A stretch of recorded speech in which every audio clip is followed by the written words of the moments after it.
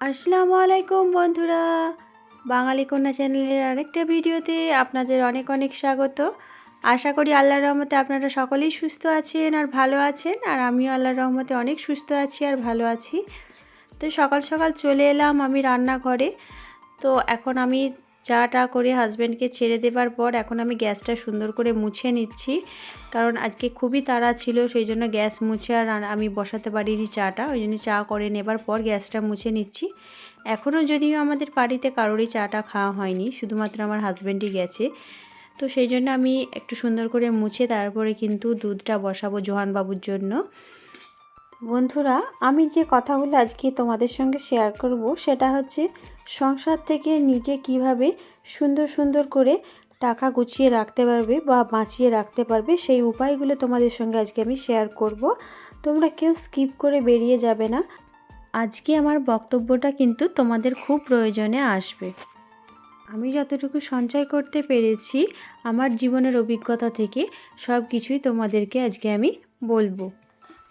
আশা রাখছি আমি তোমাদের সকলকে আমার পাশে পাবো শেষ অবধি। বলতে বলতে দেখো আমার এখানে অনেকটাই কাজ কমপ্লিটের দিকে হয়ে গেছে। আমার গ্যাস মোছা হয়ে গেছে, আর গ্যাসের উপরের ওই কাগজটা কিন্তু আমি সুন্দর করে মুছে নিয়েছি। দুধটাও কিন্তু ভালোভাবে ফুটে গেছে। আর এখানে আমি একটু গমের আটাকে খুমির করে নিয়েছি, যাতে রুটিটা সুন্দর নরম হয় আর খেতেও ভালো হয়, বা খাবার পরে কোনো অসুবিধা যাতে না হয়, গ্যাসের সমস্যা যাদের, তাদের কিন্তু এইভাবে খুমির করে খেলে গ্যাস হবে না, খুব ভালো উপকারও আসবে। সেই জন্য আমি একটু খুমির করেছি রুটি বানিয়ে নেব বলে। আর আজকে কিন্তু আমি শুধুমাত্র রুটিটাই বানাবো, রুটির সঙ্গে চা দিয়ে খাবো, আর অন্য কিছু নয়।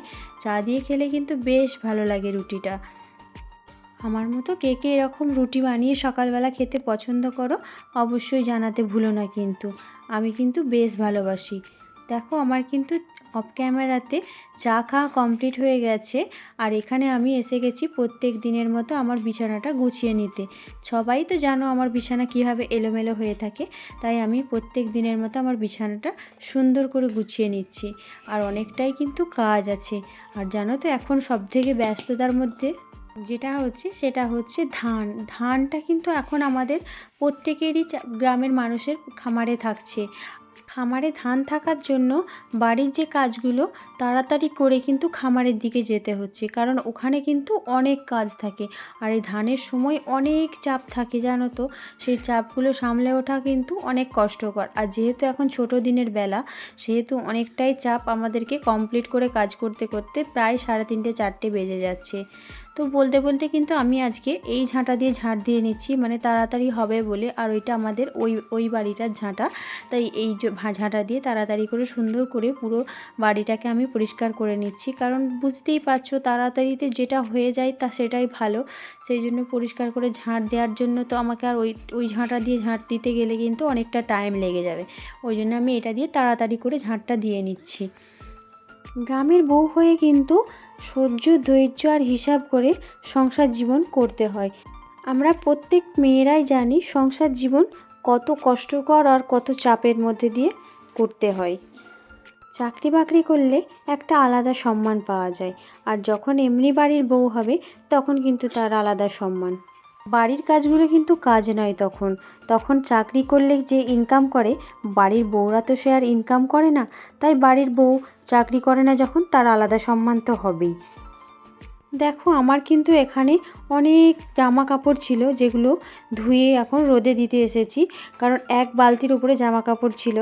জানো তো, এখন হচ্ছে আত্মার সম্পর্ক বা ভালোবাসার সম্পর্কের থেকে স্বার্থের সম্পর্কটা বেশি মূল্যবান হয়ে দাঁড়িয়েছে। কেউ কেউ কিন্তু আমাকে দু চোখে দেখতে পারে, আবার কেউ কেউ দু চোখে দেখতে পারে না। সেখানে দাঁড়িয়ে কিন্তু কষ্ট করে যাচ্ছি, আগামী দিনেও কষ্ট করে যাব আমার বাচ্চার জন্য আর আমার সংসারের জন্য। মাঝেও কিন্তু একটু বুদ্ধি করে আমি চলাফেরা করি, যাতে আমার সংসারটা সচ্ছলভাবে চলে। স্বামীর ইনকাম কম বলে আমাদের অনেকটা কিন্তু স্যাক্রিফাইস করেই চলতে হয়, যাতে আমাদের সব দিকটা ঠিকঠাক থাকে। অনেক সময় কি হয়, অনেক ইচ্ছা অনেক আশা পূরণ করতেও পারি না, আর সেই জায়গায় দাঁড়িয়ে একটা বাচ্চা প্লাস সংসার সামলানো অনেকটাই কিন্তু কষ্টকর হয়ে যায়। হ্যাঁ, কথা বলতে বলতে যেসব আপুরা আমার ভিডিও দেখছো তারা কিন্তু অনেকেই লাইক আর কমেন্ট করতে ভুলে গেছো। তারা অবশ্যই কিন্তু লাইক আর একটা সুন্দর কমেন্ট করে যাবে। দেখো, আজকে কিন্তু আমি অন্যান্য দিনের মতো রান্না বসাইনি। আজকে কিন্তু আমার শাশুড়ি মাকে বলেছিলাম রান্নাটা একটু বসিয়ে দিতে, কারণ ওই যে আমি কাপড় জামা ধুয়ে তারপর শুকাতে দিতে গেলাম, ওখানে কিন্তু অনেকটাই সময় লেগেছে। সেই জন্য আমার শাশুড়ি মাকে বলেছিলাম ভাতটা কিন্তু বসিয়ে দিতে, তারপরে কিন্তু আমি রান্না বান্না করব। সেই জন্য আমার শাশুড়ি মা কিন্তু ভাতটা বসিয়ে দিয়েছে।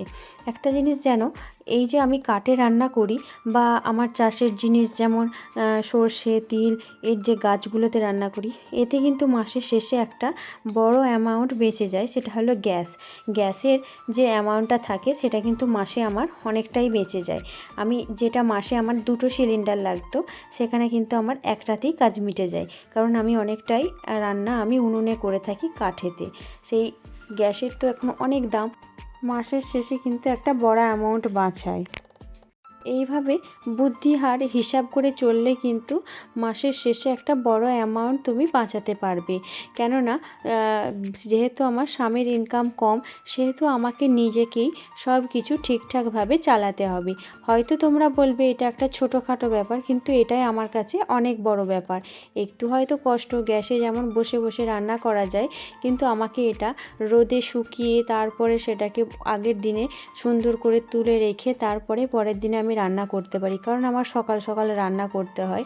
এটা হয়তো একটু কষ্ট, নিজের কষ্টটা নিজের শরীরের ওপর দিয়ে করেও কিন্তু সাশ্রয় করতে পারি মাসের শেষে। কারণ যেহেতু আমার ফ্যামিলিতে অনেক মেম্বার, তার সঙ্গে ছেলে আছে, পরবর্তীকালে ছেলে স্কুলে পড়বে, সেখানেও কিন্তু অনেকটা খরচা আছে। সেই সমস্ত খরচাগুলো ঠিকঠাক করে ম্যানেজ করতে গেলে আমাকে এই ছোটোখাটো ব্যাপারগুলোকে একটু সামলে নিতে হবে। দেখো, আমি কিন্তু এখানে রান্না বসিয়ে দিয়েছি। তো আজকে আমি অনেক কিছু রান্না করছি। হচ্ছে উচ্ছে আলু চচ্চড়ি, লাউ শাকের ডাল, আর রান্না করছি আমি আলুর তরকারি। মাছ মাংস ডিম যে রোজ খেতে হবে তার কোনো মানে নেই, এখান থেকেও তুমি একটু সাশ্রয় করতে পারবে। এই যেমন ধরো, গাছেরই আমার লাউ শাক, গাছেরই আমার উচ্ছে, আর আলু তো সবাইয়েরই বাড়িতে থাকে। এটা কিন্তু আমার গাছের, আমার বাগানে যেগুলো আছে এতেই কিন্তু আমার মিটে যাচ্ছে আজকের রান্নাটা। কারণ আমাকে কিন্তু বাইরে থেকে মাছ মাংস এগুলো নিয়ে এসে রান্না করতে হয়নি। আজকে আমরা এইগুলোই খাবো। প্রত্যেক দিনই যে মাছ মাংস খেতে হবে তাহলে সেটাকে বলে বিলাসিতা। আমি এই বিলাসিতা করতে পারি না, কারণ আমাকে সব কিছু ভেবেচিন্তেই করতে হয়। আর তোমাদের যদি মনে হয় আমার বাগানটা ঘুরে দেখানোর জন্য, যদি কেউ দেখতে চাও আমার বাগানটা, অবশ্যই কমেন্টে জানাবে, আমি আমার বাগানটা তোমাদেরকে অবশ্যই ঘুরে দেখাবো। এদিকে আমি কিন্তু আলুর তরকারিটা বসিয়েছি প্রেসারে, কারণ আমার প্রেসারে দিলে তাড়াতাড়ি হয়ে যাবে। আর আমি কিন্তু উনুনেও প্রেসার ব্যবহার করি, এর আগেও তোমাদের সঙ্গে আমি সেটা শেয়ার করেছি। তবে একটা জিনিস কি, প্রেসার ব্যবহার করার আগে প্রেসারের তলায় কিন্তু মাটি লেপে দিলেই ভালো হয়। আর অনেক সময় কি হয় যে রান্না করতে গেলে হাঁড়িতে যে কালি হয়ে যায়, সেই কালিটা কিন্তু এক ছাই আর মাটি দিলে কালিটা হাঁড়ির গায়ে লাগে না, তার সঙ্গে তেল দিলে হাঁড়ির গায়ে লাগে না কালি। আর একটা কি, ভাতের যে ফ্যান, সেই ফ্যানটাও কিন্তু দিলে হাঁড়ি বা হাঁড়ির তলায় ভালো করে লেপে দিলে সেটা কিন্তু আর কালিটা কিন্তু ধরে না। এগুলো কিন্তু অনেক টুকটাক ব্যাপার, যেগুলো গ্রামের মানুষ অনেক কিছুই জেনে থাকে, সেগুলো কিন্তু আমি তোমাদের সঙ্গে শেয়ার করলাম। হয়তো তোমরা অনেকেই জানো, কিন্তু আমার যেগুলো মনে হলো আমি তোমাদের সঙ্গে সেটা শেয়ার করলাম। এখানে আমার দেখো, আমি রান্না করে নিয়ে এখন বাসন কোসন কত নিয়ে বসেছি, এগুলোকে আমাকে ভালো করে পরিষ্কার করতে হবে। আর একটা কী বলো তো, এই দেখো আমি ছাই দিয়ে বাসন মাজি, এখানেও কিন্তু আমি অনেকটা সেভ করে নিতে পারি। সেটা কি বলো তো, আমার ছাই দিয়ে বাসন মাজলে মাসের যে বড় একটা অ্যামাউন্টের সাবান, ধরো যে একটা বাটি সাবানগুলো লাগে, সেই সাবানগুলো আমার মাসের শেষে কিন্তু অনেকটা পয়সার প্রয়োজন হয়। আমার কিন্তু একটা সাবানে প্রায় 1.5 থেকে 2 মাস লেগে যায়, কারণ তার সঙ্গে আমি ছাই ব্যবহার করি বলে, আমার ছাই দিয়ে অনেক বাসন কোসন মাজা হয় বলে একটা বাটি সাবানে আমার 1.5 থেকে 2 মাস চলে যায়। সেই জন্য আমার সেই শেপটা কিন্তু আমার এখান থেকেও হয়। হয়তো তোমাদের এটাও মনে হবে একটা সাবানের আর কত দাম, কিন্তু আমি ছোট ছোট করে অল্প অল্প করে সংসারের এই শেপগুলো করতে বেশ ভালো।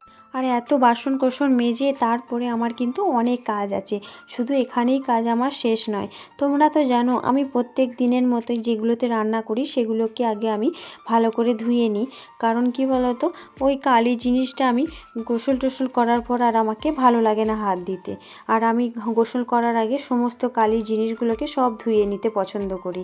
ধুয়ে টুয়ে নিয়ে যেগুলোতে আমি সবজি কাটি সেগুলোকেও ধুতে পছন্দ করি, কারণ সেগুলো রোজকার না ধুলে একটা ল্যালে স্যাঁতস্যাঁতে ভাব হয়ে যায়।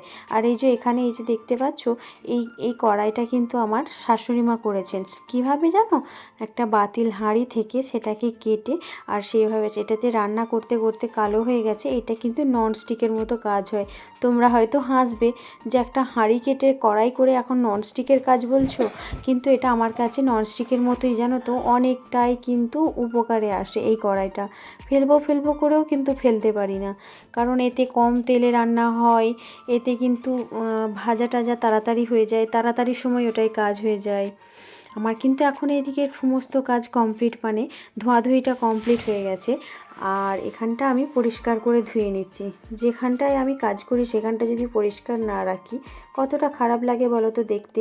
নিজেরও খারাপ লাগে দেখতে, প্লাস বাইরে থেকে কেউ যদি এসে দেখে বলবে এই জায়গাটা নোংরা, অতটাও ভালো লাগে না। সেই জন্য আমি সবসময় যেখানে থাকি সেখানটা পরিষ্কার রাখার চেষ্টা করি। যারা নতুন আছো তারা হয়তো ভিডিও দেখতে দেখতে আমার চ্যানেলে সাবস্ক্রাইব করতে ভুলে গেছো, তারা অবশ্যই সাবস্ক্রাইব করে দেবে আর একটা সুন্দর কমেন্ট করে একটা সুন্দর লাইক দিয়ে যাবে। আর দেখো আমি এখন রান্নাঘরটাকে সুন্দরভাবে পরিষ্কার করে নিচ্ছি ঝাড় দিয়ে। যখন উনুনে রান্না করা হয়েছে তারপরে যখন আমি সেই হাঁড়ি থেকে ভাত তরকারি ঢেলে নিচ্ছিলাম, তখন এখানে অনেক ভাত তরকারি পড়েছিল, তাই ঝাড় দিয়ে মোছামুছি করে নেব। আর এখানে আমার জোহান বাবু আর শারমিন টিভিতে একটু কার্টুন দেখছে। আমি তো জানো ওকে ফোন দিই না, ও একটু কার্টুন দেখছে, তাই আমি সেই ফাঁকে একটু ভালো করে সুন্দর করে আবার এই ভালো করে ঝাড় দেওয়ার চেষ্টা করছি। কারণ সকালে একটু তো তাড়াহুড়ো করে ঝাড় দিয়েছিলাম, তাই এখন তাড়াহুড়ো করে ঝাড় দেওয়াটাকে ভালো করে সুন্দর করে ঝাড় দিয়ে নিচ্ছি।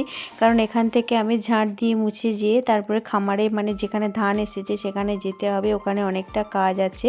তাই আমি এখানটা একটু তাড়াতাড়ি করি আর কি, একটু সুন্দর করে ঝাড় দেওয়ার চেষ্টা করছি। কারণ আজকে দেখতে পাচ্ছ অতটাও কিন্তু ধুলো নেই, কারণ অন্যান্য দিনকে যেমন ধুলো থাকে আজকে কিন্তু অতটাও ধুলো নেই।